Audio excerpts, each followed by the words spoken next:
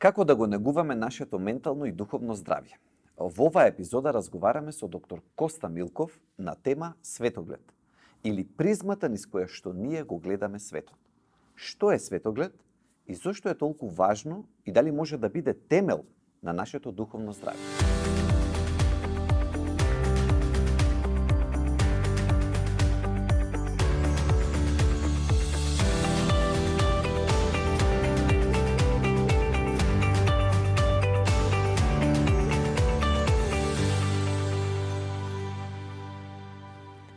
Денес разговараме со доктор Коста Милков, човек кој што многу го почитувам од многу причини. Едната би рекол дека има докторирано на Оксфорд, дека е патем кажано основач и председател на Балканскиот институт за вера и култура, но и можеби најважно е дека секој разговор ми е интересен и учам нешто ново. Добар ден. Добар ден и со тоа ќе се согласам веднаш дека секогаш нашиот разговор ми е интересен. Обострано е. Збориме за духовно здравје. Ако збориме за духовно здравје, зборуваме неминовно и за дух или душа, нематеријалниот дел од нас. Како вие го разбирате тој концепт за душа? Па ако одиме така наназад и да ги гледаме корените на нашата конкретна цивилизација во 21. век, ќе разбереме дека уште од раните грци имаме едно определено развивање на поимот душа. Според мене, според моето исчитување и толкување, тие душата ја земат крајно несериозно. Несериозно ја гледат сама по себе, додека пак Библијата, христијанството, кое неминовно се раѓа во еден јудео-христијански свет кој се раѓа во контекстот на една хеленистичка култура, тоа смртта ја зема најсериозно. Затоа што според Библијата, кога ќе разбереме трагедијата на смртта и кога ќе разбереме победата над смртта, ќе почнеме да размислуваме многу поконкретно за тоа што значи да станува збор поимот душа. Например, тој поим како душа и раните грци го нарекуваат како една директна поврзаност во вечноста меѓу божеството и меѓу човекот. Во Федон, тоа например Платон на нас недвосмислено ни го опишува. Тоа ли е тој термин психи? Психе, да. За тоа. Значи душа и ги имаме и сите оние митологии околу Ерос и Психе и како целиот мит околу тоа како таа ќе се влюби во него, како ќе живее со него. И таму до ден денес терминот психијатрија го доаѓа до денешен момент. Но интересно е повторно митот на Ерос и Психе е повторно љубовта на душата кон нешто што не се гледа. И како двете незини сестри кои се земно свртени, кои се свртени кон земјата и затоа што се љубоморни на неа, всушност ќе натераа да го види лицето на Бог. И од таму почнува целата трагедија. А во христијанска гледна точка, дали има еволуирано тој термин или е фиксиран, да речеме, од почеток како што е? Не, тоа е само терминолошки преземен, некои елементи, особено прашањето на бесмртноста на душата. Например, во раната црква се колеба, уште на самиот почеток се колеба дали душата е бесмртна сама по себе, што е класично учење на грчката филозофија, или пак душата на некој начин не е по дефиниција бесмртна. И сега во христијанството нормално сте ние знаеме дека ако Бог создава од ништо, тогаш ништо не може да постои само по себе одвоено од Бог. И тука таа дефиниција завршува. Меѓутоа има една мала нијанса на разлика. Например, ако го гледаме Тицијан, еден апологет од вториот век, тој недвосмислено пишува дека душата е смртна, која што може да продолжи да обстојува само според Божјото промисло и провидение.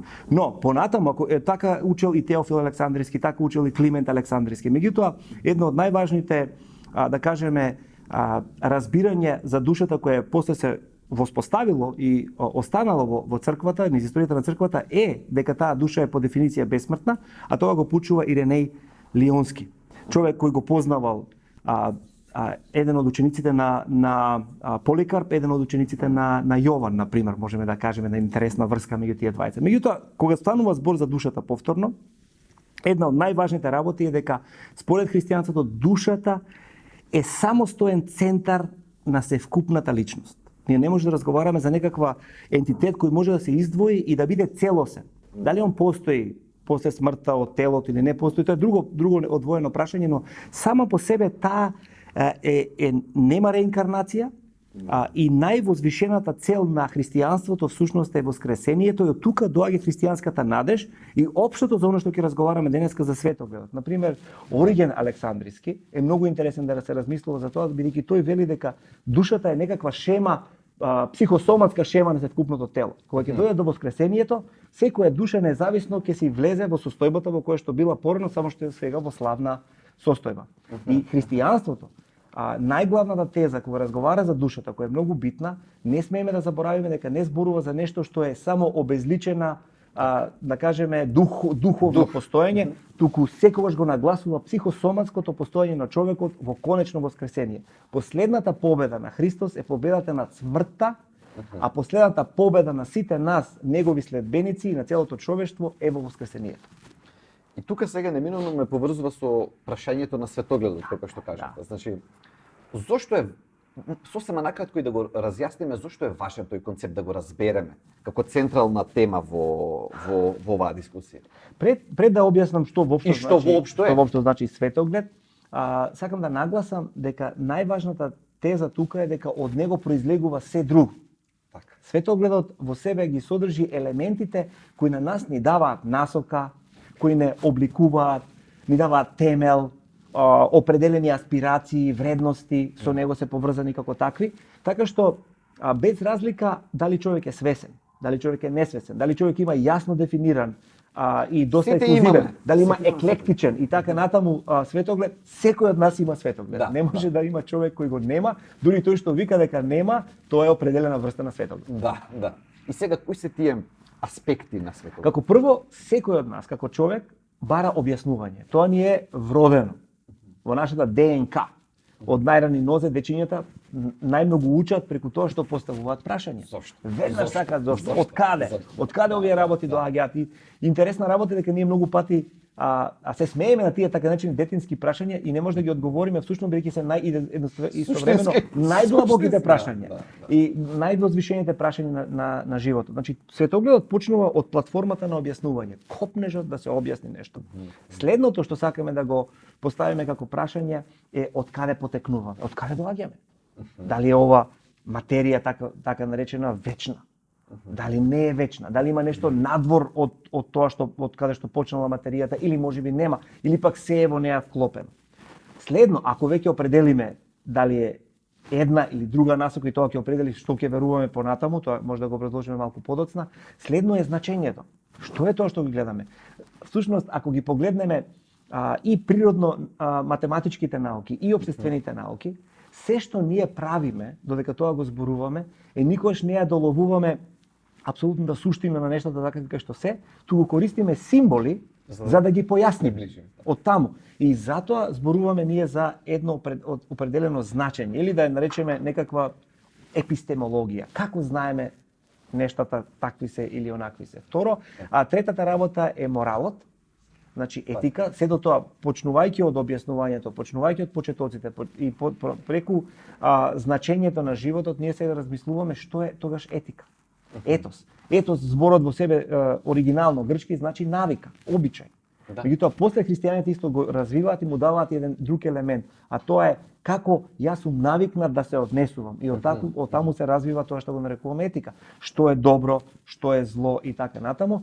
Преку тоа, преку таквите размисли доаѓаме до моментот на пракса. Значи како ги спроведуваме тие работи, како ќе стигнеме и конечно доаѓаме до моментот што ќе биде условно кажано нашата судбина. Иако зборот судбина сакам внимателно и квалификувано да го користам, бидејќи христијаните не веруваат во таква работа. Туку зборуваме за определена конечна определница каде сето ова ќе заврши.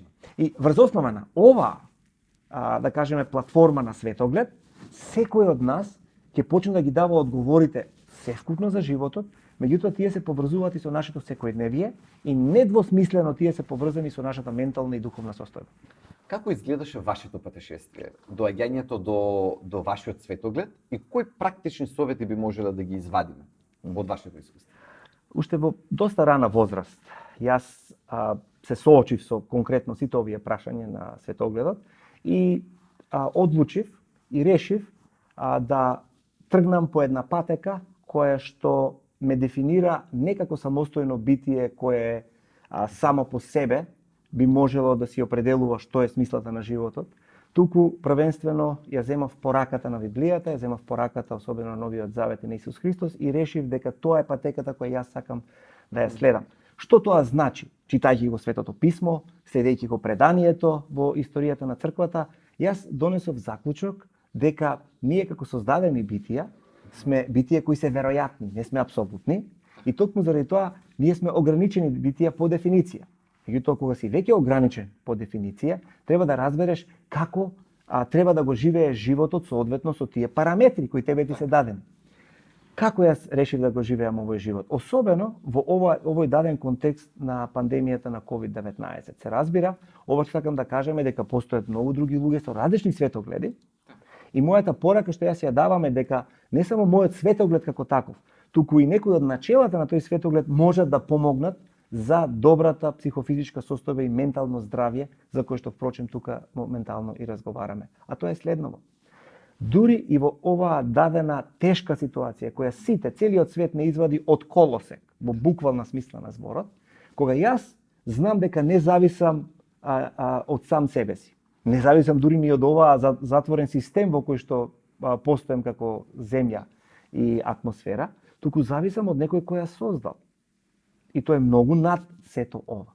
Ако е така, и ако тој е вонвременски, сето ова што ми се случува во време на оваа пандемија, не ме допира лично многу, да се разбереме, тоа е факт, но не ме допира во онаа суштинска светогледна точка, така што јас сум смирен. Зошто сум смирен? Како прво, не морам да се тркам со никого. Јас не губам време. Зошто? Бидејќи прашање дали јас нешто ќе постигнем во овој живот или нема да постигнем е апсолутно ирелевантно на крајот на краиштата. Јас немам со кого да се тркам. Не сакам со никој да се споредувам.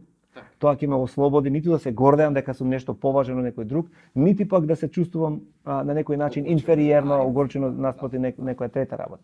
Единствената трка за која што јас можам да зборувам е трката на апостол Павле, кој вика: трчам кон победата да го земам венецот на животот кој веќе ни е гарантиран и кој ни е даден од самиот Исус Христос. Така, душата која ни е дадена од Бог, која е неминовно поврзана со телото, истовремено посочува кон конечната наша желба за вечен живот, а тој нема никогаш да дојде без воскресение. Во таквиот, така да кажеме, контекст, јас лично го негувам моето ментално, интелектуално, духовно, душевно и физичко здравје. Кога ќе ги собереме сите на едно место, дури и во најтешките моменти, а такви ги има секој од нас, тие не се исклучени, ние имаме нешто што ги надминува и што се вика мир кој не зависи, ама апсолутно од никакви околности. Многу ви благодарам и како што кажав на почетокот, и од овој разговор научив и ми беше интересен и уживав. Тука го привршуваме овој разговор. За следната епизода ќе продолжиме со темата кои се заканите по нашето духовно здравје. Благодарам уште еднаш.